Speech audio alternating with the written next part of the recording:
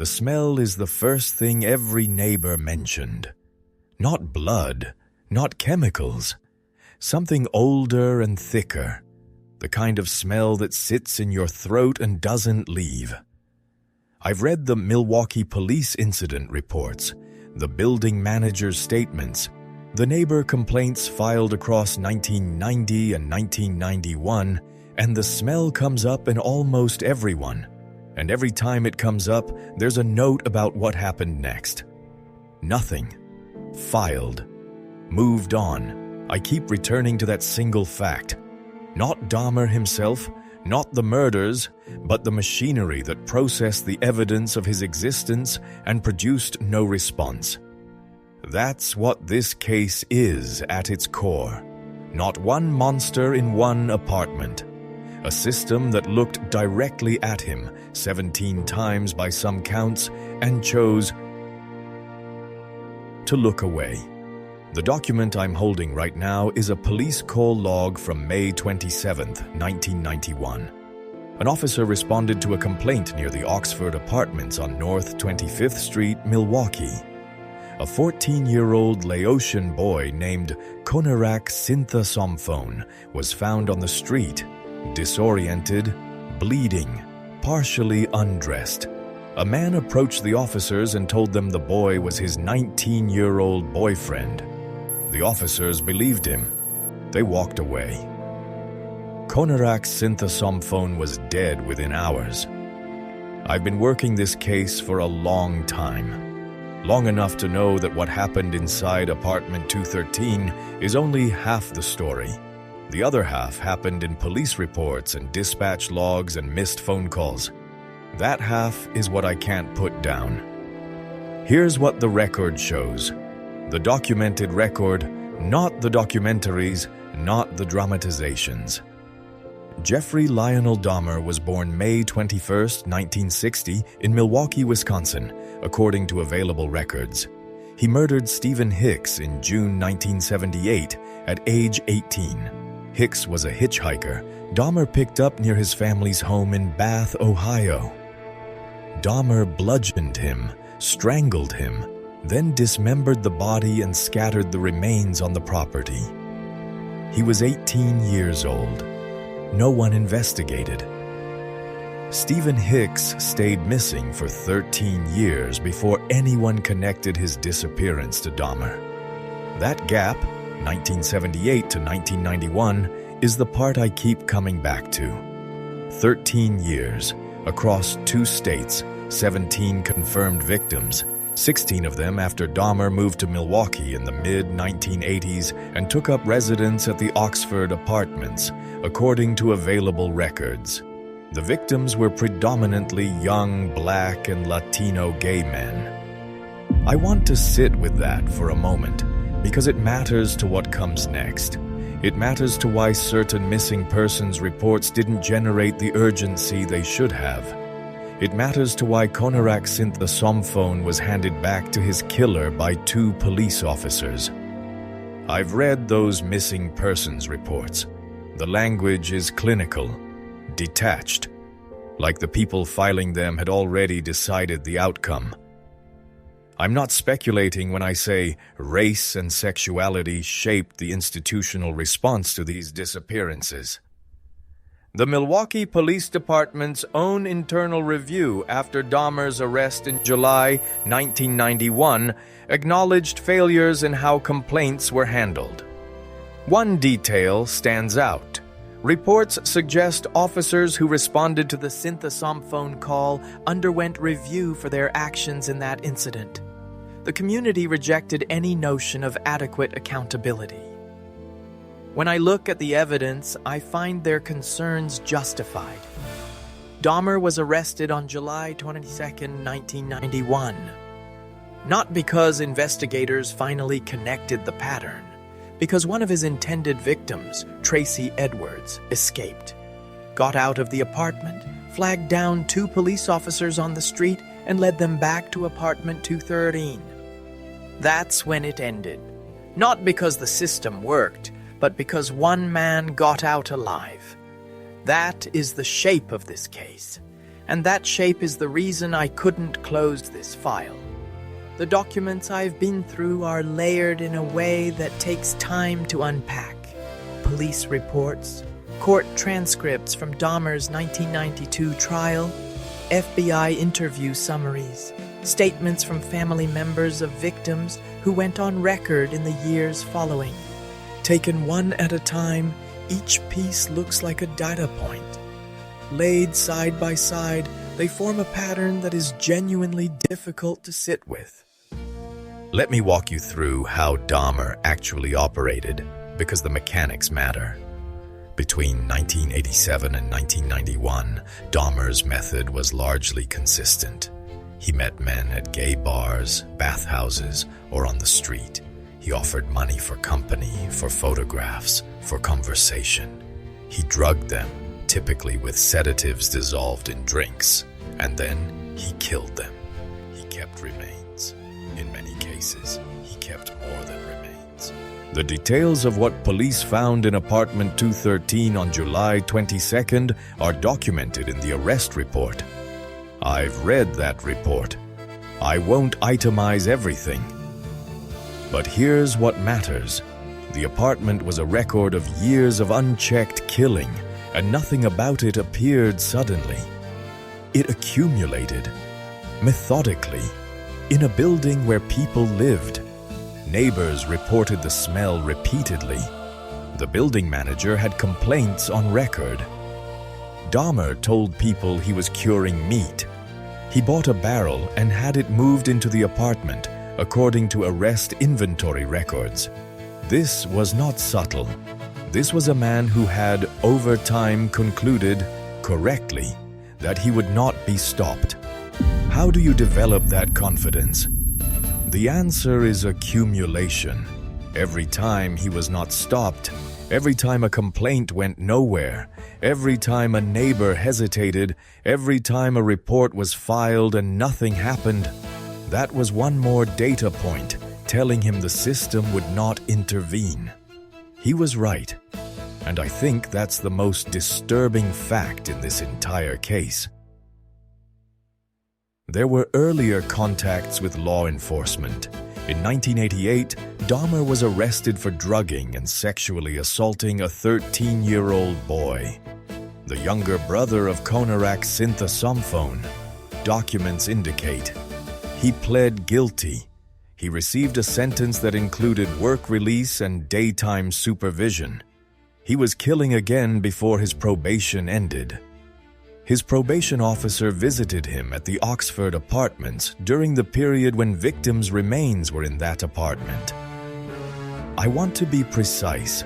I cannot confirm from available documents exactly what was present during any specific probation visit. What the record does show is that probation visits occurred, that Dahmer was characterized as cooperative and doing well, and that the killings continued. Those two things occupied the same time and space. Nobody could give me a clean account of how those visits were conducted. Not in the court transcripts, not in the police review documents I accessed. That absence tells its own story. Now here's the piece that changed how I was reading everything else. I went back to the 1991 Sinthasomphone incident. Two officers, John Balcerzak and Joseph Gabrish, responded to the scene after three women called 911, alarmed by what they saw, according to available records. They encountered a child who was bleeding and unresponsive. Dahmer told them the boy was his adult boyfriend. He was calm. He was articulate. He had an explanation. The officers ran a background check on Dahmer. It returned his 1988 conviction for child molestation. They handed the boy back to him anyway. Reports suggest that in communications following the call, inappropriate remarks were made, though the precise record of those communications remains disputed in various accounts. The community organizations who called for those officers to be held accountable were reacting to the documented facts of the case. a child was returned to someone with a conviction for child sexual assault. What I can't prove, and I want to be straight with you, is intent. I can't tell you what was in those officers' minds. What I can tell you is what the documented record shows. A 1988 conviction for child sexual assault, a visibly distressed child, and a decision to return that child to the man claiming to be his partner. The outcome of that decision is also documented. Konerak Sinthasomphone was 17 years old. He was Dahmer's 13th victim. After I mapped every police contact I could document, the calls, the complaints, the probation visits, the 1988 arrest, I found multiple separate moments before July 1991 where an intervention was possible. Multiple separate moments where the case might have ended differently, where the men who came after Konerak might still be alive. The record shows these moments resolved the same way, with Dahmer still inside that apartment. I thought I understood this case. I thought I knew what kind of story it was. Institutional failure, systemic bias, the machinery of neglect that allowed one man to kill for 13 years. I believed that frame. I still believe most of it. And then I found something in the trial transcripts that I haven't been able to fully account for. During the 1992 trial, Dahmer pled guilty but insane. His defense argued he was suffering from a disorder so severe it rendered him unable to conform his behavior to the law. The jury rejected it. He was found sane, legally culpable, sentenced to 15 consecutive life terms. Here's what stopped me: the psychiatric evaluations from both the defense and the prosecution. Both sides, according to the trial record, acknowledged that Dahmer understood the nature and consequences of his actions. The disagreement was about whether he could stop. The prosecution said yes. The defense said no. The jury sided with the prosecution. But I went back and read Dahmer's confession. The full transcript, not the excerpts.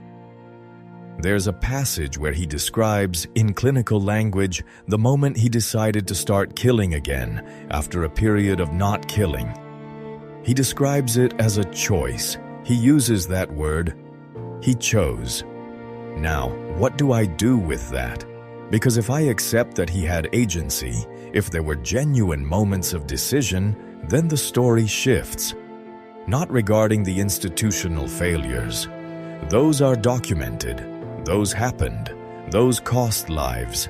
But in terms of how I understand what was operating in that apartment, this isn't a story about a man who couldn't stop. The evidence suggests it's a story about a man who decided, repeatedly over 13 years, that he would not stop, and a system that, equally repeatedly, decided it would not intervene. That parallel, the deliberateness on both sides, is what I can't shake. What does it mean when a predator and an institution make the same choice independently, and the outcome is 17 dead? I don't have an answer to that. I've been sitting with it for months. I'm still sitting with it. After everything I've pulled together, the reports, the transcripts, the call logs, the psychiatric documentation, here's where I actually land. The framework most people use for Dahmer is monster, singular, aberrant, the one bad thing that broke through despite everything around it. I understand why that framework exists. It's easier to hold. It puts the horror in one place. The documents don't support it. What the documents support is a portrait of compounding failures, each one small enough to explain individually, catastrophic in combination. A 1988 conviction that resulted in insufficient supervision. A police culture in Milwaukee that, by the department's own later admission, did not treat missing black men and gay men with consistent urgency. A building where people noticed and reported and were not taken seriously. A probation system that measured compliance without measuring danger. None of those failures required malice. That's the part that keeps me up. Malice would be simpler. Most of this appears to have been indifference. Procedural, bureaucratic, ordinary indifference that accumulated into catastrophe. One detail stands out when I try to locate where the weight of this falls. The women who called 911 about Konerak Sinthasomphone, they stayed on the scene. They argued with the officers. They told them something was wrong. Their account is documented and it is consistent. They knew in the way you sometimes just know that the boy was in danger. The officers dismissed them. I can't prove those officers were motivated by racial bias in that specific moment. The record doesn't give me access to intent. What the record gives me is outcome. And the outcome is that the concerns of 3 women, concerns that were correct, were set aside. The consequences of that are also documented. There's a version of this case that ends in 1988. Dahmer serves meaningful time. The victims who died after that year, Tony Hughes, Matt Turner, Jeremiah Weinberger, the others, lived their lives. That version didn't happen. And the reason it didn't happen is documented in paper that still exists, in files you can request, in communications that were recorded. The evidence doesn't let me call this bad luck. I've looked too hard for the point where things went differently, and I can't find it, because there wasn't one point. There were multiple, at minimum. I want to be careful here. I cannot draw a direct line from any single institutional failure to any single murder. The law doesn't work that way, and neither should honest analysis. What I can say, and will say, is that the pattern of non-response is not explainable by coincidence. The record is too consistent. The missed interventions are too regular. Something structural was operating, and the victims paid for it. But here's what haunts me the most. Most of the people who created this pattern went back to their lives afterward. I went back to North 25th Street. The Oxford apartments were demolished in 1992. There's a community garden there now, I'm told. I drove past it, just a patch of ground, quiet, ordinary. I stood on the sidewalk where Konerak Sinthasomphone stood, where Tracy Edwards ran, where 2 officers made a decision that cannot be undone. The neighborhood looks like a neighborhood, looks like life going on.